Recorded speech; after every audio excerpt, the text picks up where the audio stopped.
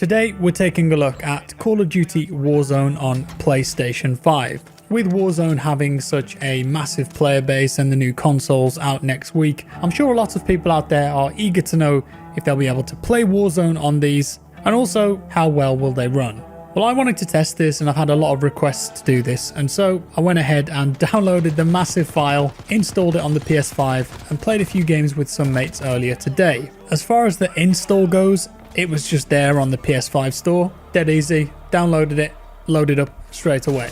It is worth saying too that I think that this version of Warzone that's currently on the PlayStation 5 store is the backwards compatibility version of the game. And there's a couple reasons for that, and we will get into those later on in the video. But there are some improvements here already, and I'm sure that there will be a proper next gen version of Warzone coming soon. So let's take a look. First of all, I'm sure loads of you guys would want to see this, loading times. And I thought, well, the best way to do this is get my PS4 Pro, get the PS5, queue up for a game, and as soon as the lobby fades to a completely black screen, that's when I start the timer. And I stop the timer when you see the first frame of the game, which is you falling out of the sky in Verdansk.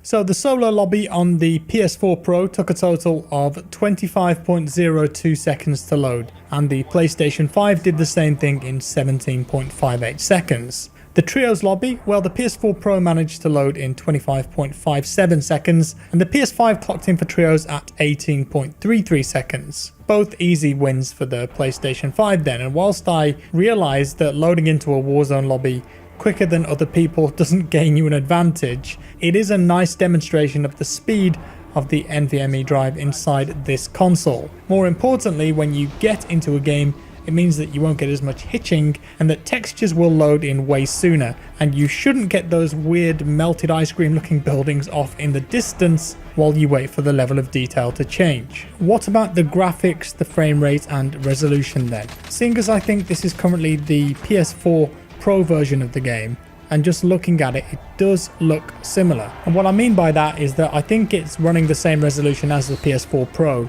I don't think it's a sharp enough image to be native 4K, but I do think that will come down the line. When Warzone released earlier this year, Digital Foundry did a video and a breakdown of how it runs on all the consoles, and they ascertained that on the PlayStation 4 Pro, it has a target resolution of 2760 by 1528. And if there's extreme load, sometimes the horizontal axis will lower the resolution. But the frame rate is pretty consistent at 60 FPS with some dips down to 55 and 50 occasionally. If everything is popping off at the screen at once, it would drop the frame rate and the resolution slightly. From my experience, I think that's true. I have played the game a bit on the PlayStation 4 Pro, and when you're in busy areas like downtown on Plunder, or more recently playing the zombie mode when it gets chaotic, you could definitely feel those dips in the frame rate.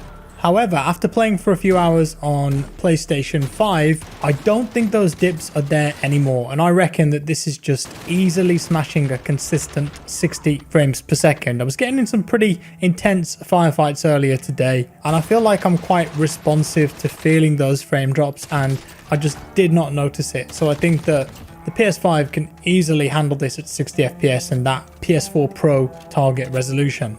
So that's what we've got as of right now, but I don't believe that Warzone will stop there. Both the PlayStation 5 and the Xbox Series X are significantly faster than their older flagship counterparts, and they're already playing some games at native 4K 60, some even at 120 FPS, albeit with smaller target resolutions. And the fact that Warzone has over 75 million players, I think we can expect some kind of next gen update to arrive soon.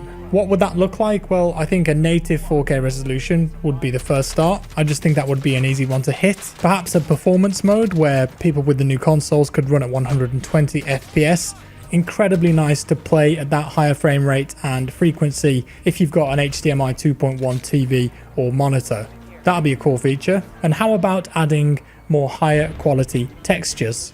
Even though the PS4 Pro version looks good, it doesn't look quite as good as the PC version. I think in terms of the lighting and the shadows and the textures, the PC definitely pulls ahead. But with the new consoles, they could drop an update and improve all of that. And also this extra performance means that maybe the developers could introduce a field of view slider for console players. Black Ops Cold War, that's coming out next week, and we know that has a field of view slider for consoles, and a lot of console players have been asking for this too on Warzone and Modern Warfare, so I don't think it's out of the realms of possibility. Why would you want a bigger field of view on console? Well, a couple of reasons. You can see more, that's an obvious competitive advantage, and also it's just more comfortable on your eyes if you're sitting close to the monitor.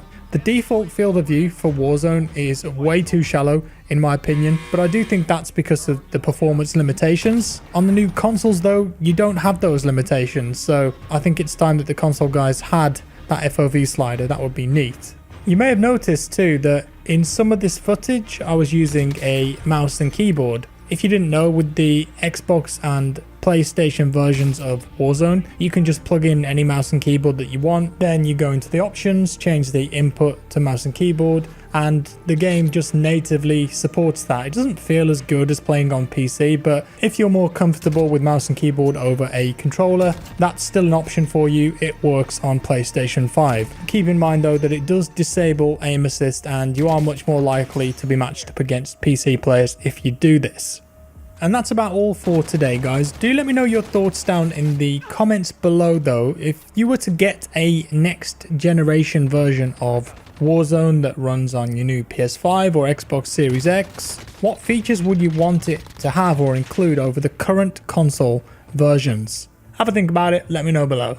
Just before we end as well, a couple of things I wanted to say. First off, thank you so much to everyone using my supporter creator code on the COD store, JackFrags in all caps. Once again, loads of you guys have been using it, buying stuff on the store, tweeting me pictures. I appreciate that immensely. It's a great way to help me and support what I do here. So keep them coming. If you get something on the COD store, use my code, tweet me a pic. And finally, I did talk about this about a week ago in one of my Battlefield videos, but basically I've had a line of t-shirt designs and hoodies that were available over the last year or so, and I'm in the process of creating new designs, and as such I wanted to just get rid of everything. So what I've done is slashed all the prices. I've brought back the fan favorites, but it is all limited edition now, and in 9 days time it will go away forever. So you've got until the 17th if you want to pick any of that current line of merch up. There is a sick Warzone t-shirt design that we did, Victory. I had this commissioned by an artist who drew it all, put it all together. There's all sorts of Easter eggs on there too. It's really cool, but if you want to get one of those, head to bit.ly/shopjackfrags. It is in the description below as well. And that's all, guys. Thank you so much for watching. I hope you enjoyed this. If you did, leave a like. If you didn't, a dislike. Subscribe for more, and I'll see you in the next one.